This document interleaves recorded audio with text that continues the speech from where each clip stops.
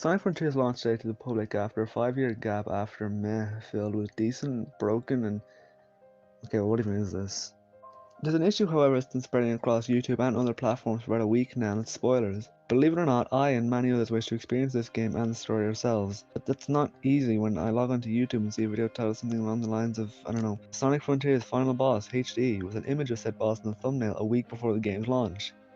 I mean, at least they have the decency to put a spoiler tag on it, even if it's at the end of the title, making it the last thing I look at.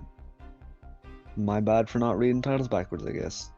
But even now the game's out, there shouldn't yet be spoilers. It's not fair on anyone who wishes to experience the game blind, which is the vast majority of people I would expect at least.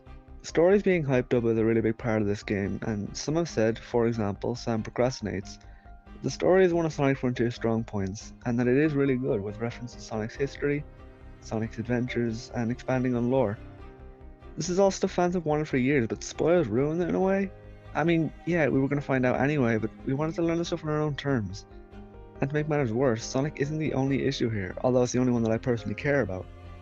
God of War, a story-heavy game, and Pokemon, a game, are also being spoiled for their respective series.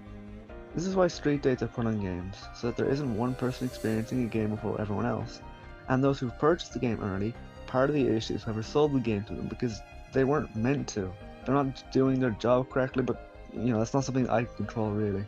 Of course, YouTubers and reviewers getting the game early is fine. It makes sense because it's for their job and you can trust them not to spoil the game without warning. But I propose a simple solution for everyone else. The game releases early November, so how about we keep spoilers and let's give them a proper warning off the internet until the end of the month. Give people a chance to play the game, and then we can lift the spoiler ban. If you were allowed a spoiler-free experience, why isn't everyone else? It's not fair for one person to have their experience ruined, or at least not have the same experience as you, just because they were a little late.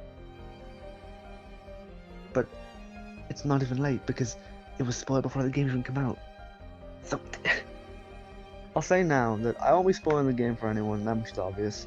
In fact, I'll be stepping away from social media until I do play it for myself, which is unfortunate, but I'm not being left with much of a choice if I want a spoiler-free experience. And if you also want a spoiler-free experience, then I suggest that you also lock yourself away from the outside world until you want to complete the game, leaving for food, water, and bathroom breaks. Well, I suppose that's all I really have to say. I hope you all enjoy Sonic Frontiers and have a spoiler-free experience.